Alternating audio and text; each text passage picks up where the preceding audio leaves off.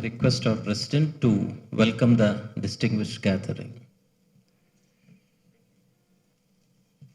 Good evening, everybody. It's my pleasure to welcome each one of you to this meeting.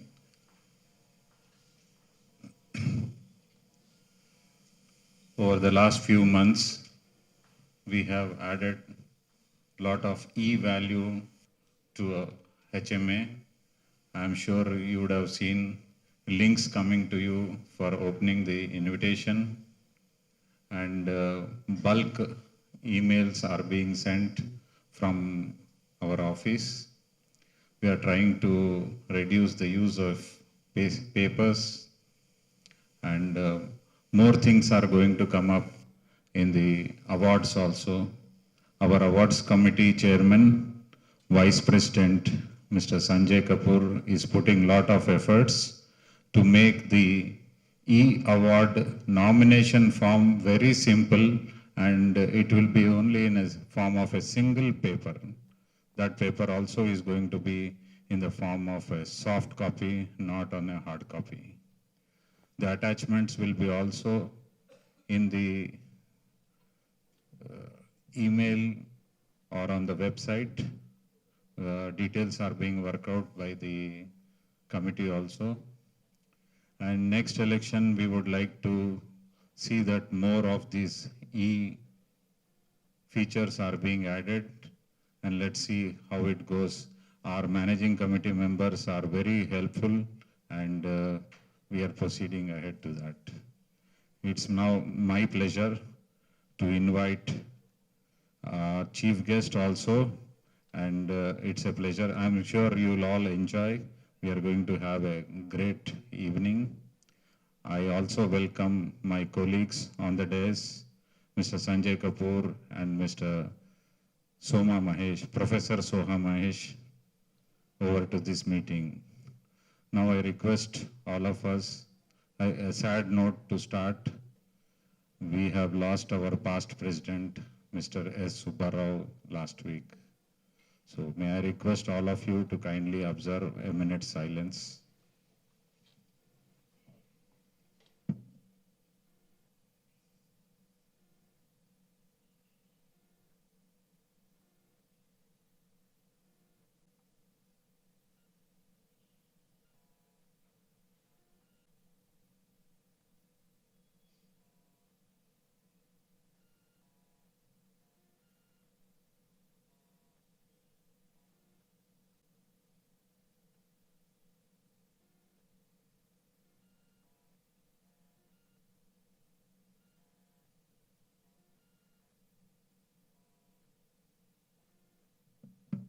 Thank you, everybody. Mr. Sanjay Kapoor, convener of the meetings and vice president, to introduce the honorable guest speaker of the day.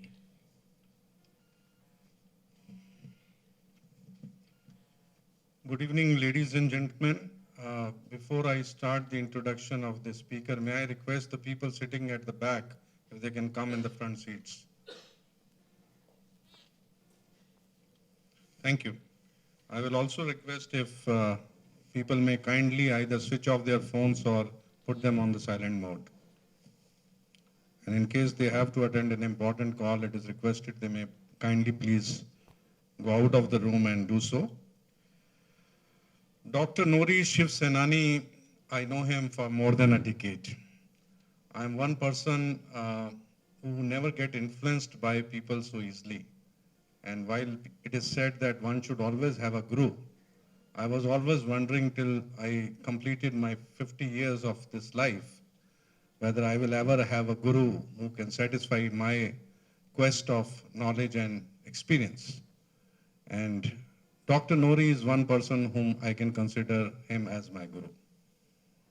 So it is a great pleasure for me to have him here. Dr. Nori is an MBA from IIM Ahmedabad and a Doctor of Philosophy in Sanskrit, and has delivered lectures on Dharma, Mahabharata, and sciences in ancient Indian texts. Apart from teaching Sanskrit formally and informally, he has served on boards of various companies for nearly 2 decades. Presently, he is the board of directors of Control Data Center Limited, Hyderabad, and a delivery data scientist at Microsoft Hyderabad. Basically, in Microsoft, as I understand, he takes care of the artificial intelligence side. So here is a gentleman who is so wide from Shastras to artificial intelligence. And it will be great for all of us, including the students and the accomplished managers and the deans of various colleges, to really listen from him and understand what is in store for us. I welcome and I request all of the gathering here to join their hands to welcome Dr. Nori Shivsena. Over to you, sir. Working? Okay. Mr. Nagesh Viswanathan Garu, Professor Mahesh Kumar Soma, ladies and gentlemen of HMA, a good evening to all of you. Sabhai. Kapoor Saab, I don't know, you've kind of made me speechless before the talk starts. Thank you so much for these deserving words. Kapoor Saab is more a friend, a brother. I hope it stays that way.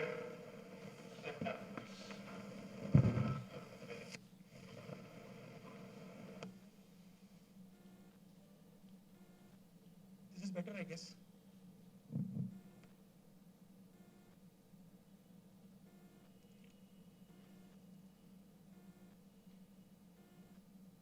I've had a very profitable association with Mr. Sanjay Kapoor, and the intellectual juices start flowing when you're conversing with him. We had the pleasure of serving in the same management committee where he was a president, I was a member. So it's a long association, and I especially admire his work with L&T Metro, where he pulled off a very, very effective campaign spread over a number of years without spending a pie. So, I mean, I always still quote him as saying, do you know how to do marketing without spending? Learn from Sanjay Kapoor.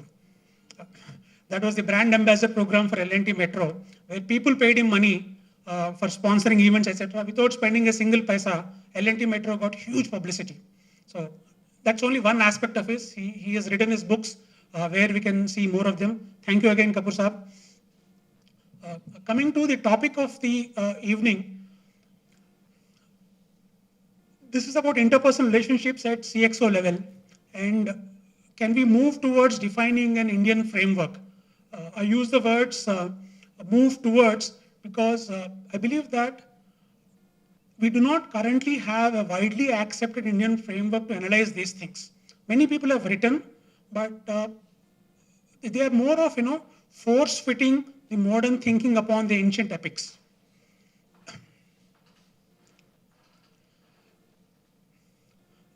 Formal management theory is about 100 years old, give or take a few decades here and there. And we've seen that these learnings, whatever theory has proposed, are implemented in sales, marketing, operations, finance, procurement, etc. It's also not as if all of management theory is implemented. For example, in IIM Ahmedabad in 1970, when I went there, I saw a study being done for placement of desks of cashier, teller, and manager in the SBI branch. So in the old industrial management, this used to be called time motion studies. We have now dropped that, right? We no longer do time motion studies and we leave it to different. So there's been good and bad in management theory, and we have formally adopted, especially finance completely today, right? It's driven by this modern theory.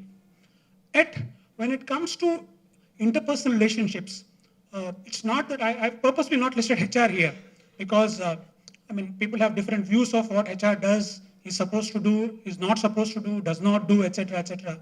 But I do find that when it comes to interpersonal relationships that were at the very highest level, what we really seem to do is acquire tribal knowledge. I'm not saying that we do not have it, but we don't seem to have a formal framework to analyze those things. It's more of what we see from seniors, what we learned as a child, we start implementing, and that kind of thing. if anything, a very contrary view is propagated. All theory seems to be saying something reverse of what we seem to practice. Right? We'll know of it as we go further. My submission is that in India, these aspects were studied formally, and I want to provide a glimpse of these ancient texts today. My proposal is very simple. Today's CEOs and CMDs are like kings of the old, and senior management is like their ministers, right? Therefore, if we need to adopt a framework in which we need to analyze these interactions, it must be that of the Raja Dharma.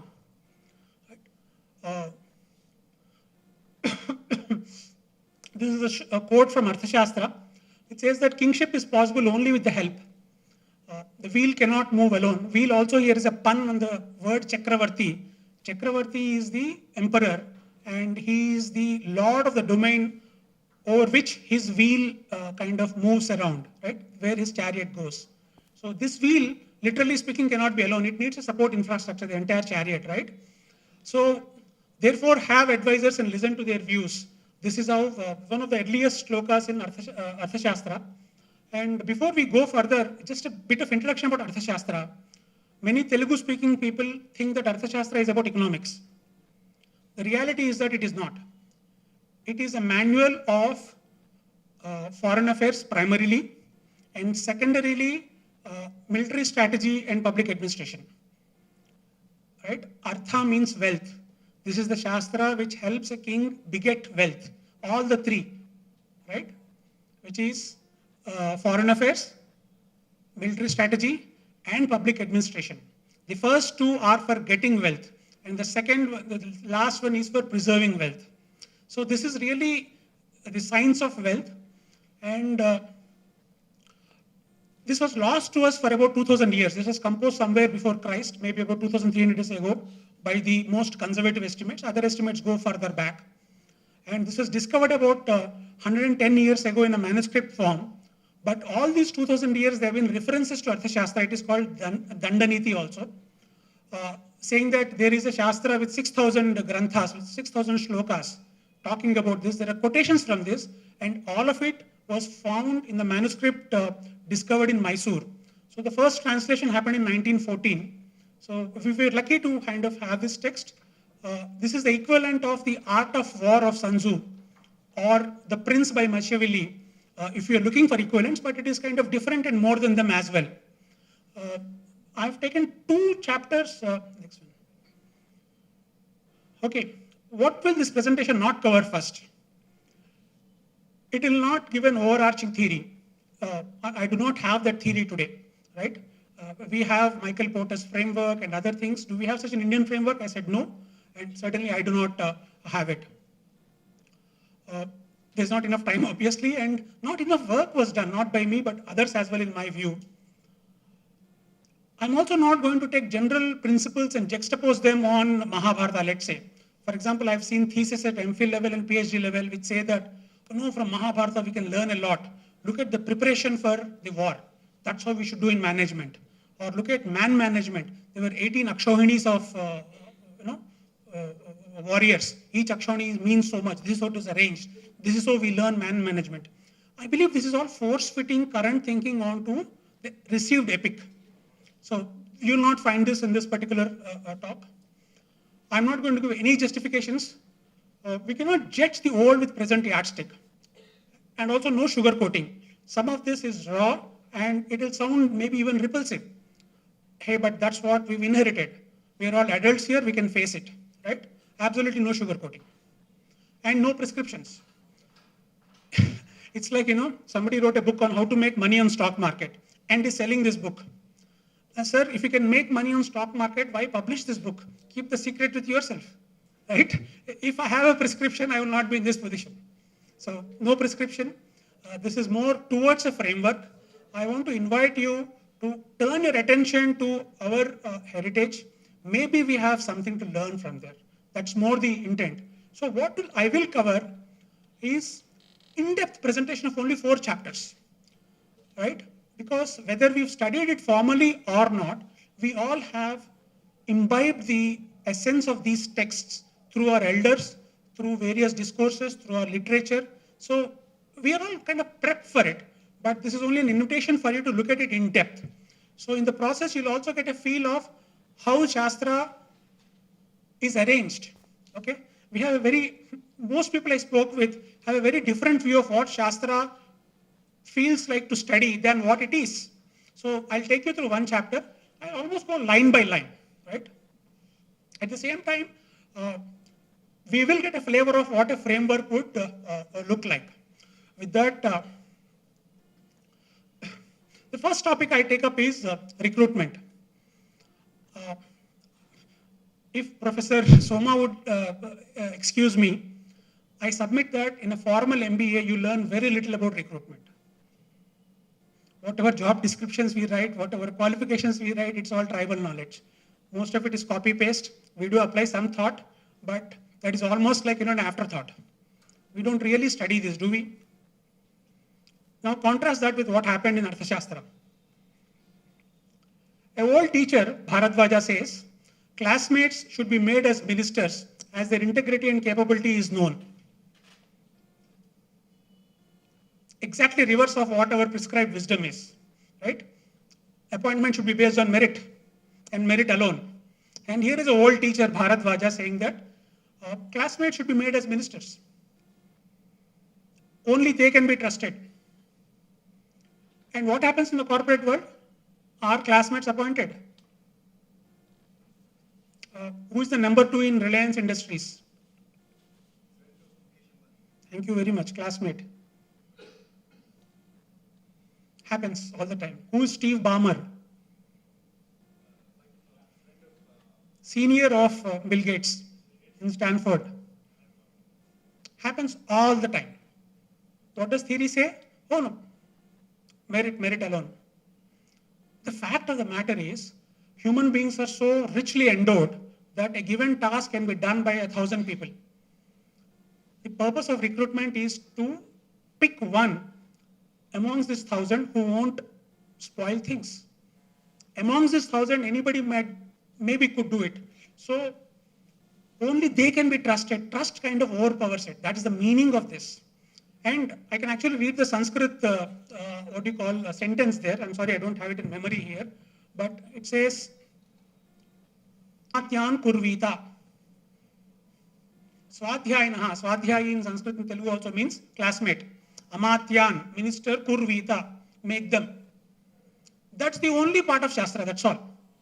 Iti Bharadvajaha. Bharadvaja actually is the name of Drona, the teacher in Mahabharata. He belongs to the Gotra of Bharadvaja, therefore called Bharadvaja. It's called a patronymic.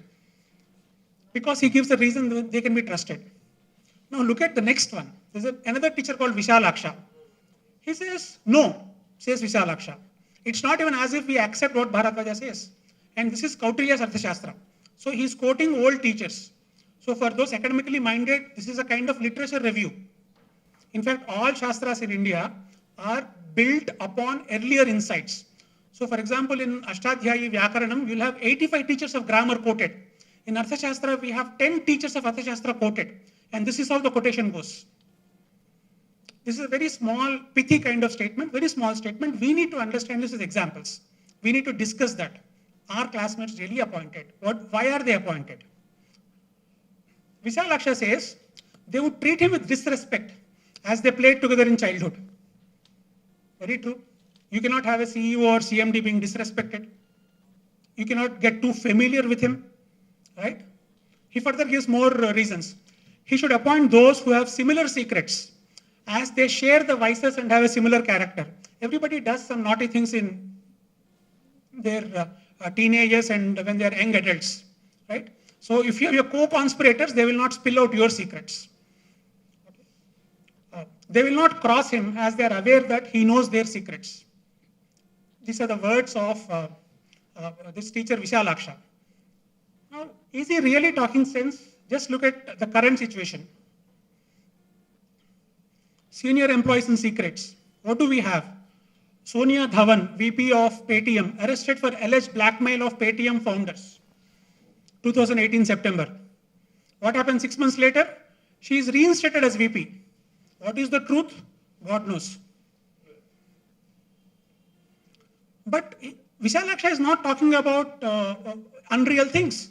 We see it happening. I know personally of 2 CFOs in Hyderabad who wrote to private equity investors in the company alleging wrongdoings. Many employees keep writing to the tax department. These are all the anonymous tips that the department gets. Secrets being spilled by senior employees is a fact of life. You want more examples? Recently, we had Infosys losing a lot of wealth because of whistleblower. That's not the only thing. Couple of years back, when CFO of Infosys was paid 17.4 crore as hush money. Who said this? A co-founder of Infosys. I'm not saying it. Krishnamurthy. No. Krishnamurthy is the one who made this allegation. Yes. Money paid not to reveal secrets. Right? So when Vishalaksha is talking about reveals your secrets, it is not just what you have done. Maybe you smoked hashish as a teenager. No, he's not talking about that alone. He's talking about corporate secrets being revealed. The kingdom secrets being revealed as well. I'm just trying to bring to your attention that all this is not irrelevant. That's all. It's still happening. So we'll continue with Shastra. Another teacher, Parashara, the father of sage Vyasa, what does he say? The defect is common, say the followers of Parashara. Just like the king knows the secrets of these ministers, the ministers also know the secrets of the king. So the king is still beholden. In fact, there's a shloka which says, to as many people as the ruler reveals his secrets, to so many does he become beholden, rendered weak by the act of sharing his secret. So it's not as if we accept anything just at face value. There's a lot of discussion. This is called the method of the dialectic as well. We see very fair and frank discussion. These are all respected people, but they differ with each other, right? Whoever has helped him in times of calamity should be appointed as ministers, since their loyalty is proven. So finally, Parashara offers a different quality for appointment of senior management. Look at their past conduct. If their loyalty is proven, if they helped you in times of need, obviously they're not going to blackmail you now. But Pishuna says, Pishuna is another name for Narada actually. Oh no, not so. That is bhakti, that is devotion, not intelligence. You don't want somebody devoted to you as your senior management, right? You want somebody who can further your enterprise, who can take the enterprise forward. He should appoint those when appointed in a revenue generation role had made as much as the pre-agreed revenue or exceeded it on account of their proven qualities. These are not my words. I have just put English for the Sanskrit of Arthashastra. Narada is saying, appoint performers. If he is performing in role n-1, take him to role n. Okay, there's also Murphy's law which says that everybody gets promoted to their highest level of incompetence. I don't know how many have heard of it. Peter's principle, Murphy's law, whatever we call it. So he is taking that view, and this is recorded 2003 years ago. God knows when he actually propounded that rule. But this is what we find there. It doesn't end here.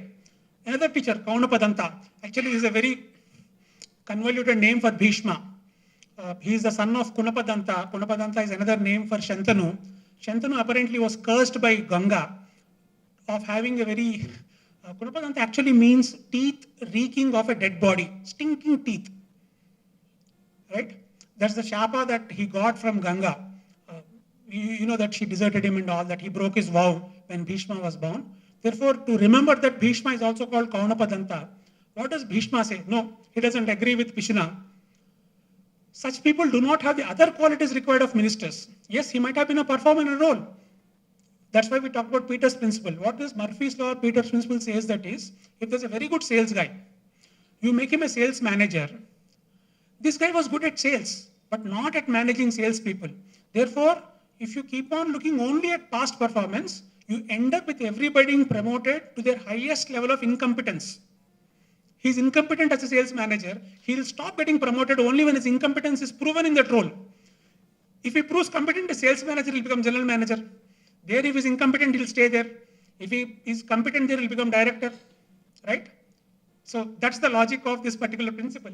And that's what Bhishma is also talking about, saying that there are other qualities needed apart from performance. those whose fathers and grandfathers were ministers should be appointed as ministers on account of their familiarity with the past conduct. You need a broader knowledge, right? This is the kind of education that these people got. Those will not abandon him even if he misbehaves, as they are kin, as they are related. This is seen even amongst non-humans. Cows stay near their own herd, crossing other herds. Apparently, if you observe cows, even if they come across another herd, they don't think that this is a cow, I'm a cow. No, this is not my herd. The cow still keeps searching for its own herd. That's the observation given as what is called a drishtanta in Sanskrit. Now, Vata Vyadhi says this is again not so, right? They take control of everything and start acting like the master. If you appoint people from traditional families, we've actually seen this in AP and Telangana. You are aware of Karanams? No, the old village Karanams. They are supposed to be secretaries, but they have so much control because of hereditary knowledge that at one point the sarpanchas were powerless and the Karanam held the real power. That's why NTR, when he came in 83, he abolished Karanams completely. So it actually happens. That's what Vata Vyadhi is talking about. He says, make new people who know Niti Shastra as ministers. Don't go for these old guys. They are well connected. They have a deep network and they can make you a puppet. We saw this in Shivaji's dynasty. The Peshwas made the Maharaj almost a puppet, right? Peshwa still means a secretary kind of person. That's why we have this name called Peshi even today, right? We think of Peshwas as the rulers, though they were not, they were only ministers. But they came from hereditary family and they made the ruler a puppet. This is spoken about 2300 years ago, it still happens. A newbies treat the wielder of the rod, king, as occupying the position of Yama and therefore do not give offense. This is the reasoning of Vata Vyadhi. Next one. But Bahudanti Putra says no, that is not true. Those who only know Shastra fail in execution.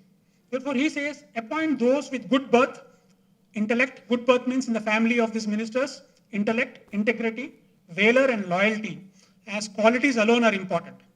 He's more or less now coming back to merit. I didn't really elaborate on many of these because I believe all of us are capable of it if we really consider them.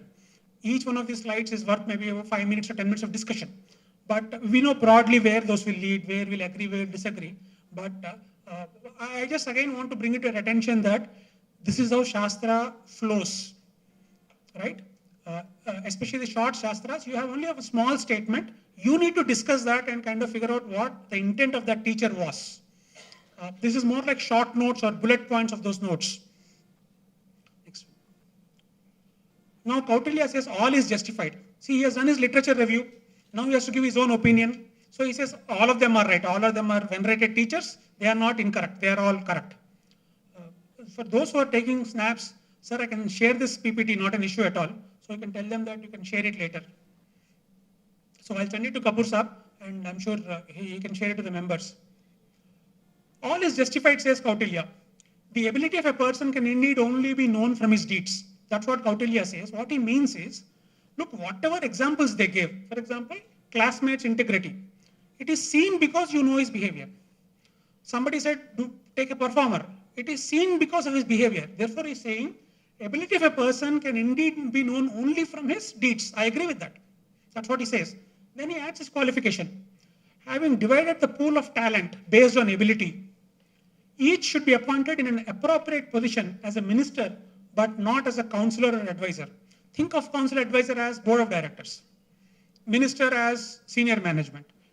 Okay, why they should not be board of directors, you'll come to know shortly, right? So Kautilya has presented the earlier views coming from Hori past and kind of put them in the right place. Says that in each role, each quality might still have a place.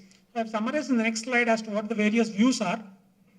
The teachers are these: classmates, co-conspirators, those who saved the king earlier, proven performers, hereditary ministers, non-hereditary nitiwits. It's not nitwits, nitiwit. Nitiwit means one who knows niti. Those with good qualities and all the above.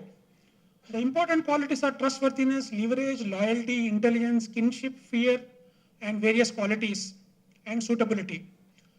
I'm leaving it at this because in our own roles, only some of these are applicable. Some of them are more applicable, some are not applicable. We are all capable of making the judgment, but let us have a discussion. Let us not act as if appointing classmates is, something which is not very right or which only Desi Lala companies do.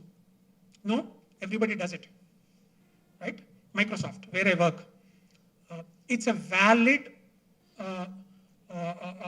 principle of recruitment, right? So I just want a discussion to happen, and decisions we obviously take depending on our own situation. Next one. Having talked about this, I'll go to the next topic, testing. What is testing? We said this is a theory, right? How we should recruit. I'm not talking about the process of interviews and tests, no. Why should we stop after recruitment? Should we not go out and test whether they have these qualities? So in the next chapter again, you'll have similar detailed sentences, but now that you got a, glimpse of how Shastra works, I've summarized what testing means. There are 4 tests prescribed, and these are age-old tests, not just Arthashastra tests. He's only summarizing it. First test is called test of piety, of dharma. There the scheme is like this. The king will publicly sack his Purohita for doing something wrong. For example, their Shastra says so-and-so person can do so-and-so yajna, so-and-so person cannot do so-and-so yajna, and so on and so forth. So if the Purohita refuses a certain instruction based on Shastra, king will get angry, apparently, and dismiss him publicly, saying that you talk Shastra to me whereas I am ordering you something. Then this Purohita goes to various ministers and says, now look at this king, he wants me to teach Vedas to somebody who doesn't have ability, qualification for that. This is so much against the Shastras, we should dispose this king. Right? We should have a king who will support dharma. If the minister agrees, he is corrupt. His loyalty should be to the king. This is only a test. If he does not agree, he defends the king saying that, no, there's a reason why he did this. He also knows Shastras, this is a situation, whatever. Then this minister has passed the test of piety. So the king is supposed to employ secret agents to test his ministers. You cannot give them the full reins of power without testing. The second test is test of wealth. A Senapati, in fact my name also means Senani only. Senani is equal to Senapati. He is supposed to be sacked publicly again for talking with some cruel people. And then he goes back to the ministers and says, look, I was just ascertaining all this, but this king has misunderstood me. You know what? All of us together can make a better kingdom. I'll give you so much wealth, he'll bribe them. That's a test of wealth. Test of lust. A very confidant approaches a minister suggesting that the chief queen is in love with him. Right? If this minister falls for it, he failed the test of lust. This test of fear. One minister, the trusted one, is asked to arrange a gathering of all the other ministers. Right? They could be going on a picnic, it could be a party. And when they're all together in one room, they're all arrested, being accused of treason. They're put in prison. And then in the prison, it will be leaked to them that they're going to be hanged for treason. So these people now have the fear of their life. At that time, a proposal for a coup is made. Right? If all of you support me and turn public opinion, we can do this, etc., etc. If they succumb in this fear, they fail the test of fear. So these are the 4 tests prescribed in Shastra. And Shastra says, Arthashastra, somebody who's passed the test of piety should be appointed to the judiciary. This guy knows dharma properly and he will not do wrong things in the name of dharma. Therefore, he can go to the judiciary. Somebody who passed the test of wealth should go to administration and treasury. Somebody who passed the test of lust should be in charge of palace security. And he's the only one allowed in Antapura. Right? Somebody who passed the test of fear should be allowed near the king.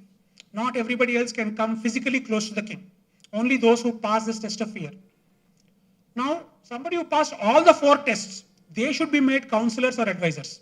They are the ones fit for your board of directors. There are some who fail all the tests, right? They fail in each one of them. You should still not sack them. Keep them in mines, factories, forests for procurement of honey, etc., and elephant forests. Why lose good people? Yes, you know they are corrupt, but still use them. They pose no danger to you when thrown away from the capital like this. So this is the kind of testing that Arthashastra talks about.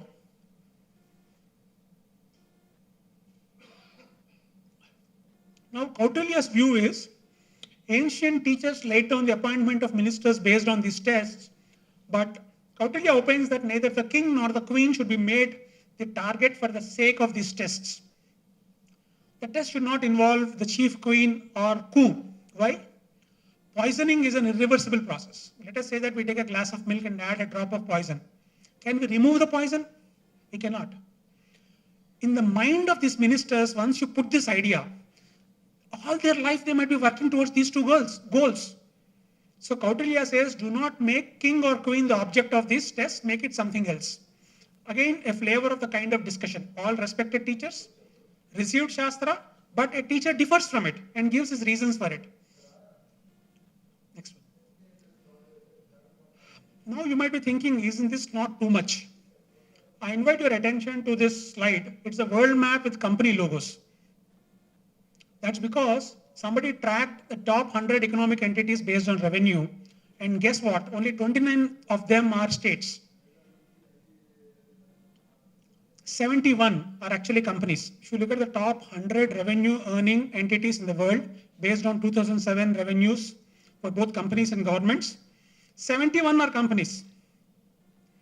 29 are states. So when I say that Rajadharma is the framework today, today's large companies, I work in one such called Microsoft, they're bigger than many countries. So why are they not acting like countries? Even in countries, we see that for critical posts, you need security clearance. But what is the clearance for top management? Background check. Who does the background check? In controllers, we used to pay somebody some 1,200 rupees to do a background check, 9 background checks. They apparently check all police stations, whether the case is there or not, whether the resume is right or not. Nonsensical tests. These should be the tests for top management. Are we doing it? Yet we kind of give the keys to our treasury to them. If small states can do security clearances, why should large companies not think of it? I don't know what your test is going to be, but I submit that think along those lines. For example, today's sexual harassment allegations are very common. Acts are also very common, let me say not just allegations. But a mere allegation can destroy a lot of value in a company. If I'm allowed excuse for bringing Infosys back, they had a top sales guy, Fanish Murthy, right? After he left, the stock actually fell. A lot of value erosion happened. If Fanish Murthy was made to pass the test of lust, would this have happened? As I said, there are 1,000 people for a given job. It's not that only one person can do it. Human beings are infinitely capable. So, again, drawing your attention, this testing is maybe something that we can think of. This is a chart with the top 100 economic entities. You'll see a lot of red there because all those are companies. The black ones are the states. And this is going to change only towards red, more and more towards red, not towards black. Only few countries like India are growing. India is at some 200 billion in this. It is now a bit more than that, 350 or so, right? But companies are growing at a faster rate. When Aramco comes, it will kind of come on top. China Commercial Bank comes, again it will come on top, etc., etc. Next section. Till now, we've seen Arthashastra.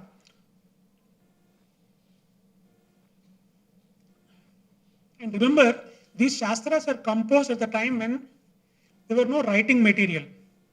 All transmission was oral. Therefore, there was an emphasis on concision, on precision, on being concise. You will see that Arthashastra is very, very tight. In one line, it is worth 10 minutes discussion. But epics are different. They are like storytelling. There, your 10 minutes of description can be reduced to one line. So I'll take 2 chapters from Mahabharata, giving you again a flavor of how that looks like. The thinking is not different, but it is much more verbose. It keeps on repeating. They say that it's called abhyasa. Repetition is called abhyasa in Shastra. And abhyasa is for the sake of implanting it in the minds of people, in the minds of students, they say. So please bear with me if Mahabharata is going to be a bit more verbose. Therefore, what scheme I've done is, on the right side of your slide, I've put all the literal translations. Left side, I've just summarized it for us. Okay. Anybody who knows who Dhaumya is? Okay, Dhaumya is the Purohita of Pandavas. He was appointed immediately after the marriage of Draupadi with the Pandavas, when Pandavas came out of their hiding. Right? So it was said that everybody must have a Purohita. Purohita is Hitam Puraskaroti iti Purohitaha, who keeps the Hita, that is well-being of the Yajamana in front. Such a person is called Purohita. Puraskaroti is keeping in front. So when these Pandavas are supposed to go on their Ajñatavasa, their incognito stay, there's a problem. These guys were princes all around. They do not know how to behave like courtiers. They were never subservient to anybody. Right? So he teaches them the science of being a counselor, or how to behave like a counselor, just before they embark upon their Ajñatavasa in Matsya Desha, in the court of King Virat. That's the background. So he says the king, who is a deity in embodied form. This is Haifanda English for saying that Murti Bhavinchina Daivamu. God in corporeal form. Is like the great fire sanctified with all the mantras. The language of Mahabharata will be like this. On the right side is a literal translation. The summary of that is, treat the king with respect. In fact, there's an old Aryokti, Na Vishnu Prithvi Patihi. Na Avishnuhu Prithivipatihi. One who is a non-Vishnu, who doesn't have an amsha of Vishnu, cannot be a king. So our culture is a very establishment-oriented one. No matter what happened, if somebody is coronated the king, he is treated like Vishnu, because if you do not have an amsha of Vishnu, you cannot become king. That's the belief. That's how pro-establishment the entire system was. You just had to sit on the throne and had to get this Abhisheka done with. That's it. Then you are legitimate. Once you are there, everybody tries to interpret everything in your favor. Okay? So because of belief in Karma Siddhanta and all, it said that if you finally succeed to become a king, you are verily a Vishnu for us. That's the reason why they say treat king like a god. So this is the entire paradigm. What do we have on the other side? Oh, hi Steve, or hi Satya. Satya Nadella is the boss of Microsoft. I have to kind of force upon myself a paradigm of equality. Hey, are we not all men? Are we not equal? Shastra is saying something very different. No, sir, you're not equal. King is God. CEO is God. Okay, don't take it literally. But what I'm trying to say is, look at the difference. Our ancient wisdom is saying that it has to be a different paradigm. That's all I'm trying to say. So the leader deserves the respect that we give to God. That's the kind of thing I want to bring out here. And every small act acquires meaning. So great care should be exercised to avoid suspicion. People, kind of leave their footwear before going to a temple. Why? You don't leave your clothes. Footwear is also clothes for your feet, right? Every small act, it acquires meaning. It has to show respect. Right? That's what this paradigm implies. So the way you sit, the way you talk, where you sit, all of them come. When we're talking about no one should desire a seat which other may covet. He who does not, don't sit on the king's chair, don't sit on the king's elephant, don't sit on the king's horse, etc., etc. It goes on. Next one. No unsolicited advice. No one should unasked offer counsel. You are a minister, but you cannot offer advice if you are not asked for. Very clearly said. A wise person should not contact friendship with the king's wife, nor the inmates of the inner apartment, that is Antapura, nor with those who are objects of royal displeasure. Summary is that be loyal and seen to be as loyal. It's not sufficient if you're loyal. You should be seen as being loyal. Every act of yours should reinforce that. And be blind to the follies of king. Right? King is a human being, right? He has his follies. He will fail. But they say be blind, completely blind, as if you are not even aware of that this is a folly. That's the advice given. Whatever is the role given, that should be discharged without negligence. Pramada is the word used in the sloka. Pride or anger. In the corporate setup, often what happens is whenever there's a change in role, a lot of perceived slights. Oh no, I mean, I'm so talented, I'm capable of much bigger things. What is this nonsensical role I'm being given? Okay, people make a big scene. They are called high maintenance managers. You have to console them, cajole them, waste time in telling that. Shastra is saying don't do all this drama. Okay, if you're given a role, discharge it without pride, without negligence, without anger. Right? There's a lot spoken about what you should speak. So, for example, there is one thing which says Satyam Bruyat. Then it says Priyam Bruyat. Speak the truth, but speak which is pleasant. So, what should I do if something which is true but not pleasant is there? If you can get away not speaking, don't speak. Right?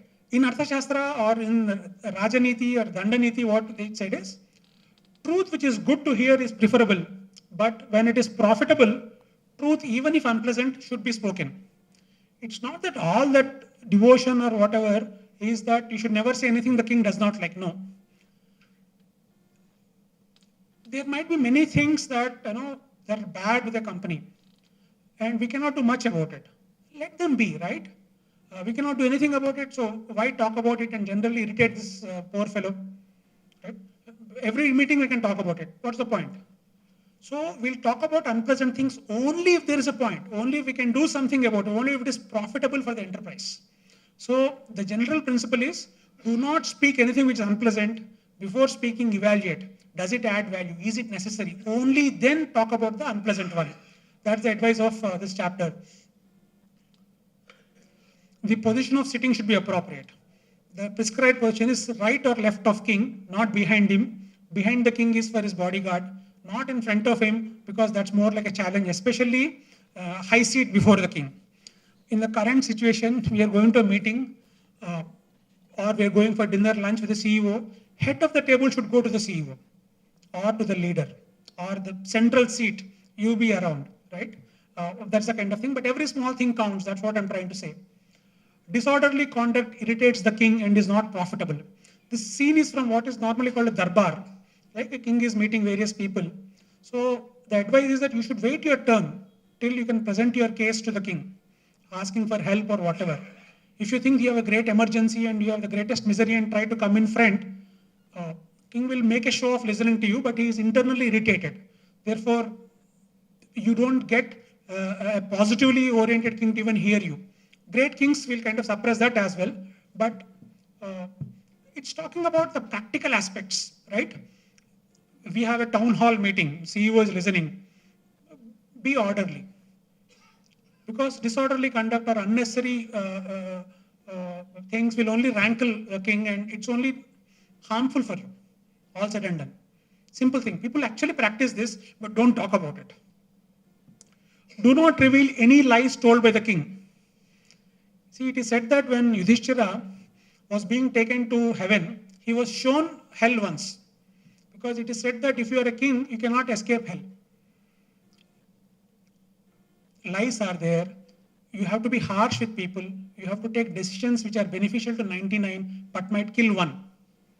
Right? So being a king, you cannot avoid it. So if you are aware of any lies told by the king, don't reveal it to anybody. Finally, do not think highly of yourselves. This is a great problem, especially with management graduates like my classmates. Oh, I am from IIM Ahmedabad. I know a lot of management theory. Sorry. In this company, CEO is the boss. Please do not think highly of yourselves. The one moment Dharmaraja Yudhishthira thought highly of his brother Arjuna, his identity was out. What happened is, after the almost the entire period was getting over, the Kauravas make a ploy to reveal these people in Matsya Desha. So their brother-in-law goes to the south, stealing the cattle of Virat Raja. So entire army and every soldier goes to the south fighting the brother-in-law of Duryodhana. Then sneakily on the north side, the entire Kauravas come to take away the cattle. Now these people are fighting, therefore the cattle still stay, right? Cattle used to be wealth. It is called Uttara Gograhanam. During that battle, only two people, Uttara Kumara and the eunuch, the dance teacher Bruhannala, which is Arjuna in disguise, fight and defeat Kauravas. So in the council, the king started praising, oh, my son is so great. He defeated the entire Kauravas single-handedly. Then Yudhishthira says, no sir, it is the valor of Bruhannala. Think highly of yourself. After 1 year of close friendship, king is very angry at Kankabhatta. Kanka is the name of Yudhishthira in disguise, and throws the dice, they were playing pachisi at him. So if you think highly of yourself, you're out.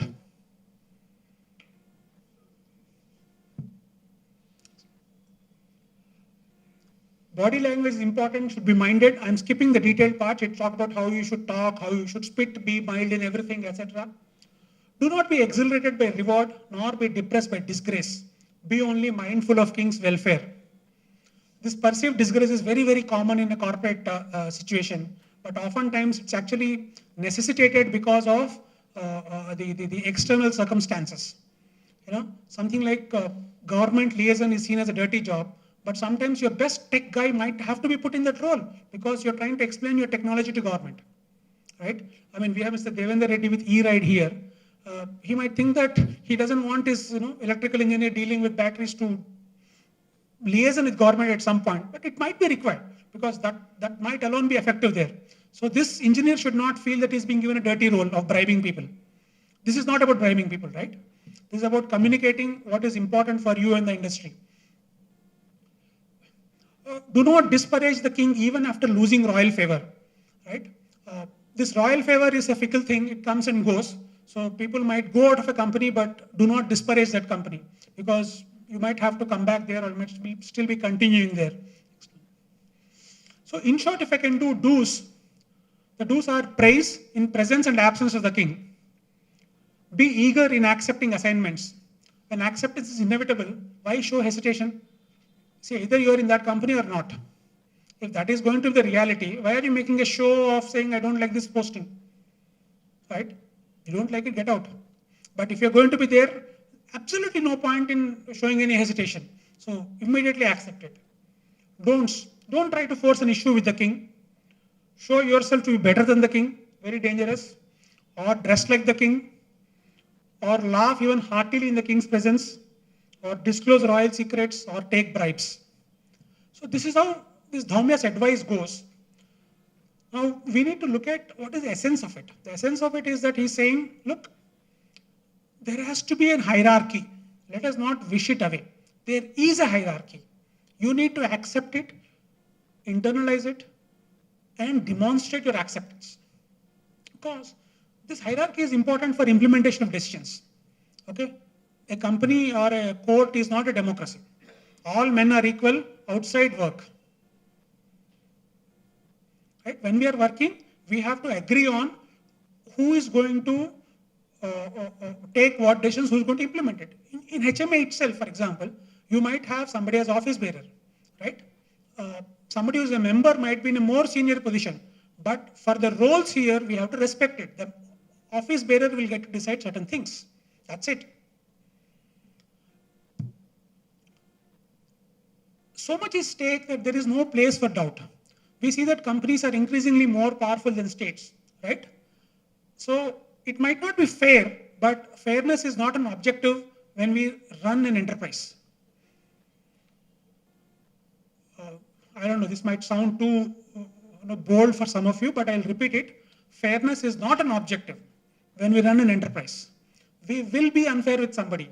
Our loyalty is to the stakeholder, to the shareholder. In increasing that value, sometimes we might be unfair, but hey, I'll be fair in my personal life, I'll be fair in my corporate life, to the extent possible.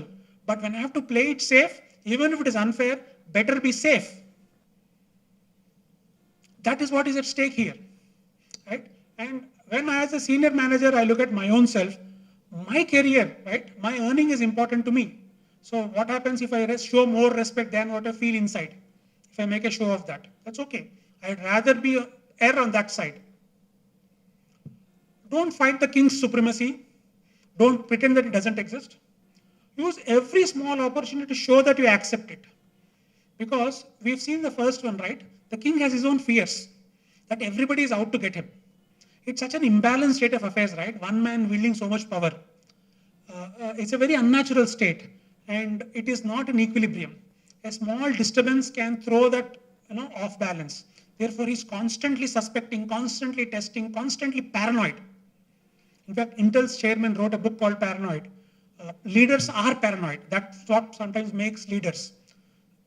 So if you are senior management, recognize it. That paranoia is not misplaced, right? You need to constantly give assurances that you are not a source of danger. That's what all these small things show that. One more thing, courtiers spend a lot of time with the king. Very high chances of misinterpretation. You had one round too many in the night, and God knows what happens after that, right? Any remark could be taken as, your inner feelings being different or whatever, right? And we also know that familiarity breeds contempt. You see the same face for 5 years, what happens? You think you know that face well.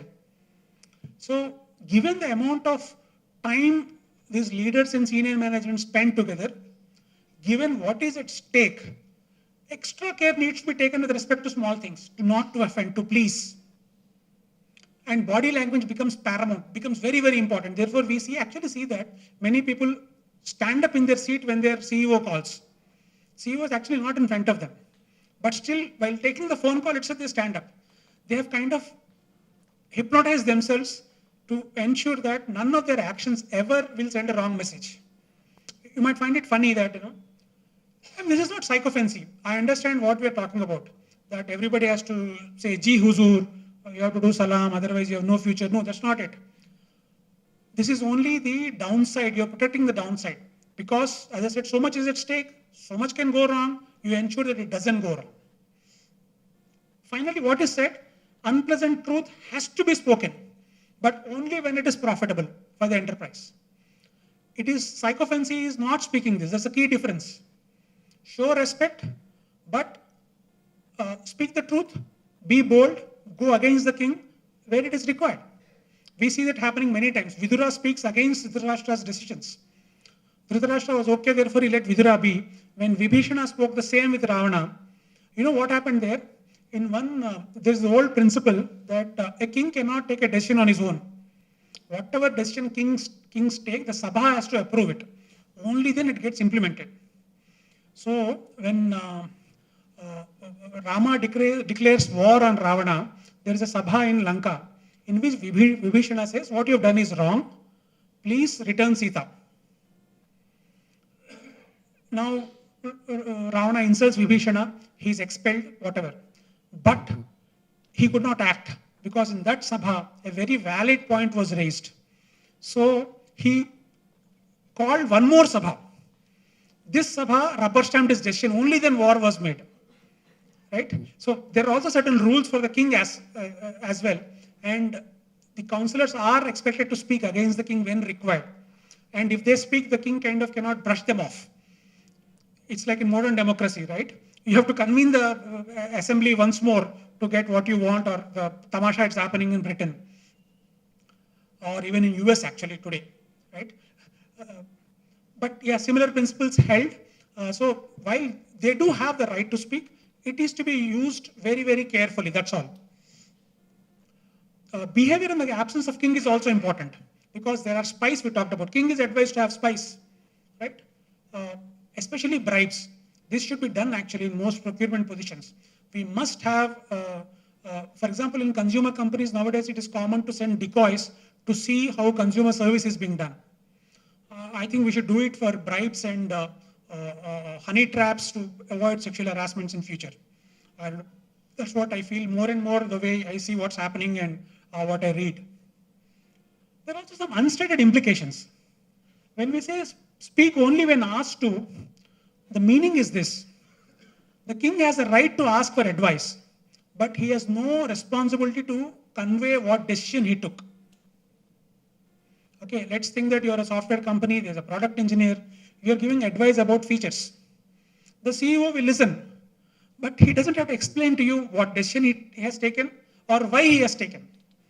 Many people confuse that just because you're asked for suggestions means that you get a right to kind of sit on the decision. No, you don't. The framework is very, very clear. It's again against what people read as modern management theory. It is called buy-in. But buy-in is required only when you're required to implement the decision. But when it is only thinking session, brainstorming session, all that the king is asking for is, what do you think? I will do as I please. Let's understand. So I'm trying to state it in as many words as possible because this seems to be missing. That's the implication of speak only when asked to. Do not speak ill of the king in his absence, because there are spies, opportunities, colleagues will report this, very common. Sometimes they'll report it even if you've not said in so many words. They'll kind of twist the words as well. Accept a task with alacrity. And kings don't like those who think of themselves as learned. Again, very important. Most managers tend to be learned. And that's a bad thing. If they display that, or if they think of themselves as learned. Because, in the leader's point of view, knowledge is there for hire. You want any expertise, you pay money, you get it. You want the best structural engineer for a 40-story building, very good. Bombay, there are consultants, you pay the money, they will do it. Knowledge of civil engineering is not great for this real estate builder. What is great is the vision and the ability to take decisions. Can I put money behind this 40-story tower? For him, that's what is important, right? Similarly, every other knowledge for the leader is for hire. And the guys with this knowledge tend to think highly of themselves. That's where tensions start. So one thing that we clearly see is that why this interface with hierarchy. If somebody thinks I have more knowledge and kind of displays that thinking, it is a challenge to the hierarchy. It is a challenge to the order that the king is above the minister. These are some of the unstated implications. Now, from all this, you might think that, hey, what we are saying is be obsequious, be almost a bhakta of the king, like we say Modi Bhakt nowadays, right?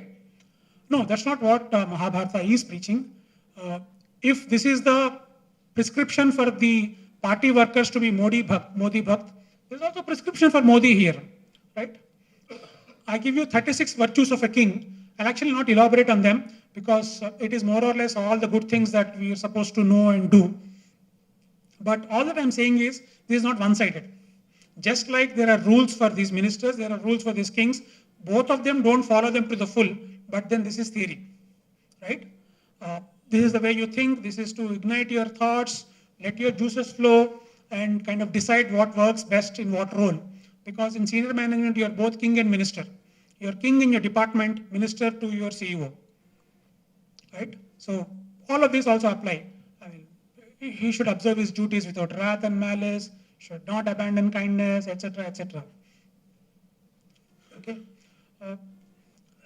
He should never inflict punishment without careful inquiry. He should never disclose his counsel's point number 18, very important because this is stated in so many words. The king should not reveal his decision. Why? What is the need to know? It feels good that you participated in your company's decision making, but do you need to be in that? When you are supposed to implement it, then buy-in is required. Then you need to be convinced it's the right thing to do. But in so many decisions, the people who contribute towards the decision, it's just a feel-good factor. So work is not a place where you want to feel good. Work is a place where you make a difference, where you add value, right? If people who do not know about these things know about it, there's actually a danger of leakage, especially things like new features. We just discussed, right? An engineer talking about new features. So today we have this copying of features all around. So at least till they're released, they should not be clear, right? Once they're released, people will know about them. So these are some of the things that we see from the king. There are also other things like point number 34. Having slain his foe, he should never indulge in sorrow. Right? I mean, being a king is difficult. You cannot be soft there. Some of them also will be along those lines. Next one. So as concluding thoughts, I would reiterate some of the things. I submit that there's a common landscape where stakes are high and small changes or mistakes can lead to big implications, big consequences. Capability is important, but other aspects need to be considered in recruitment. Just one case study, used case that we have seen. We must test integrity. This, at least to me, seems very clear. It's really foolish to appoint people at very senior positions where their whims can kind of influence hundreds of thousands of dollars, if not millions of dollars. but not really test it. You'll be surprised how much nice wine can swing people. No official bribe, but play golf with them, wine them, dine them. Suddenly, you are a favorable vendor. Stupid, really. We should test them. We need to accept existence of a hierarchy and demonstrate that acceptance. Advise, but do not expect to be kept informed of decisions. When inevitable, communicate unpleasant truth. Virtues prescribed for king as well. That's what really we've seen. I'd like to end with one thought that leading is a tough and unpleasant business, right? All said and done, this is not the natural state of affairs. So we must do as much as possible to make it as pleasant as possible at the surface level, that's all. That's all that I take out from this. I don't take out psychophancy from this, but I see that it's pointless to introduce unnecessary frictions and irritations by trying to show that we are all equal. Is the overarching theme, or trying to kind of fight the order of things at workplace. So, I mean, I now work in a multinational company, Microsoft, which is amongst those top 100 in terms of revenue earners.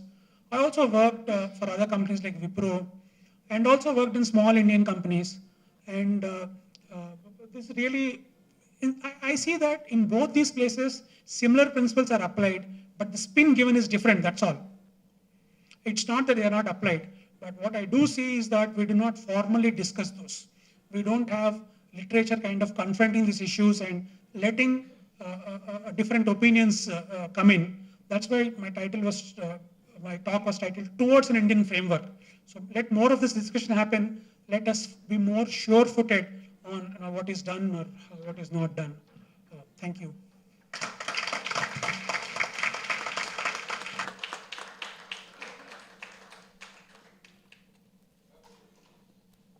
Amatyan kurvita. Swadhyayanaha. Swadhyayi in Sanskrit and Telugu also means classmate. Amatyan, minister, kurvita, make them. That's the only part of Shastra, that's all. Iti Bharadvajaha. Bharadvaja actually is the name of Drona, the teacher in Mahabharata. He belongs to the Gotra of Bharadvaja, therefore called Bharadvaja. It's called a patronymic. Because he gives the reason that they can be trusted. Now look at the next one. There's another teacher called Vishalaksha. He says, no, says Vishalaksha. It's not even as if we accept what Bharadvaja says. And this is Kautilya's Arthashastra. So he's quoting old teachers. So for those academically minded, this is a kind of literature review. In fact, all Shastras in India are built upon earlier insights. So for example, in Ashtadhyayi Vyakaranam, you'll have 85 teachers of grammar quoted. In Arthashastra, we have 10 teachers of Arthashastra quoted. And this is how the quotation goes. This is a very small, pithy kind of statement, very small statement. We need to understand this as examples. We need to discuss that. Are classmates really appointed? Why are they appointed? Vishalaksha says they would treat him with disrespect as they played together in childhood. Very true. You cannot have a CEO or CMD being disrespected. You cannot get too familiar with him, right? He further gives more reasons. He should appoint those who have similar secrets as they share the vices and have a similar character. Everybody does some naughty things in their teenagers and when they are young adults, right? So if you have your co-conspirators, they will not spill out your secrets. They will not cross him as they are aware that he knows their secrets. These are the words of this teacher Vishalaksha. Now, is he really talking sense? Just look at the current situation. Senior employees and secrets. What do we have? Sonia Dhawan, VP of Paytm, arrested for alleged blackmail of Paytm founders. 2018 September. What happened 6 months later? She is reinstated as VP. What is the truth? God knows. But Vishalaksha is not talking about unreal things. We see it happening. I know personally of 2 CFOs in Hyderabad who wrote to private equity investors in the company alleging wrongdoings. Many employees keep writing to the tax department. These are all the anonymous tips that the department gets. Secrets being spilled by senior employees is a fact of life. You want more examples? Recently we had Infosys losing a lot of wealth because of whistleblower.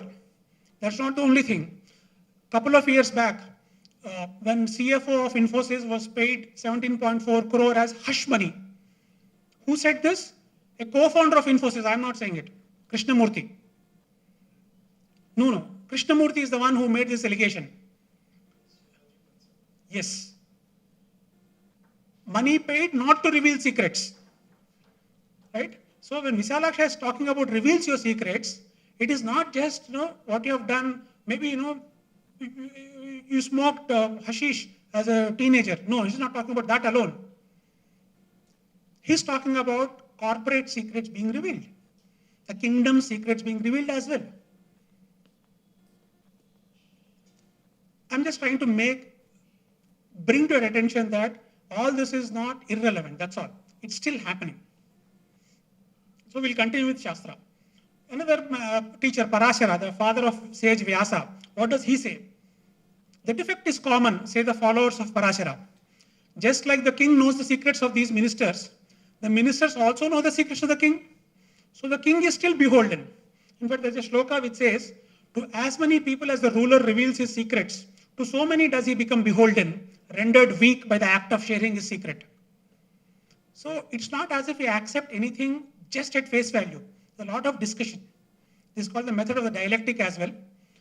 We see very fair and frank discussion. These are all respected people, but they differ with each other, right? Whoever has helped him in times of calamity should be appointed as ministers, since their loyalty is proven. So finally, Parashara offers a different quality for appointment of senior management. Look at their past conduct. If their loyalty is proven, if they helped you in times of need, obviously they're not going to blackmail you now.